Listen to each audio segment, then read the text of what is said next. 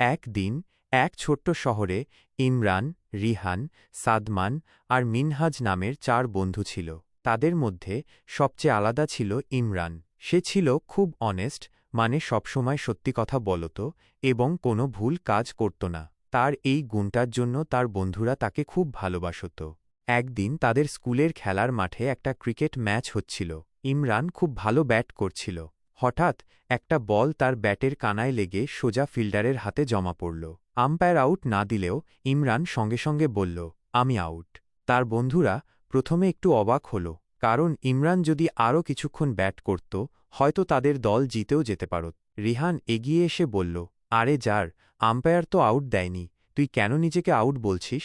ইমরান হেসে বলল, কিন্তু বল তো আমার ব্যাটে লেগেছিল, তাই না? সত্যিটা তো এটাই।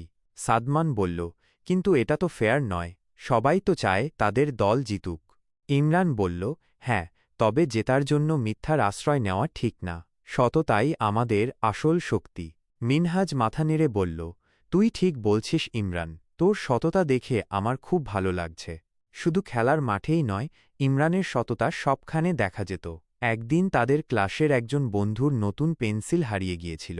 শিক্ষক যখন জিজ্ঞাসা করলেন, তখন প্রথমে কেউ কিছু বলতে সাহস পাচ্ছিল না। ইমরান এগিয়ে এসে বলল, স্যার, পেন্সিলটা আমি ভুল করে নিয়েছিলাম। আসলে আমার পেন্সিলটা দেখতে একই রকম ছিল। পেন্সিলটা ফেরত পেয়ে ছেলেটি খুব খুশি হল। শিক্ষকও ইমরানের সততার প্রশংসা করলেন।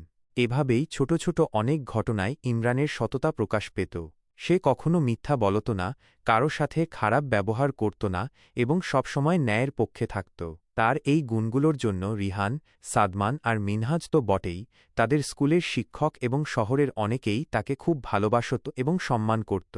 ইমরান বোঝাত যে জীবনে বড় হতে হলে, ভালো মানুষ হতে হলে সততার কোনো বিকল্প নেই। তার বন্ধুরা বুঝতে পারত, তাদের জীবনে ইমরান একজন অমূল্য বন্ধু, যার কাছ থেকে তারা অনেক ভালো জিনিস শিখতে পারে।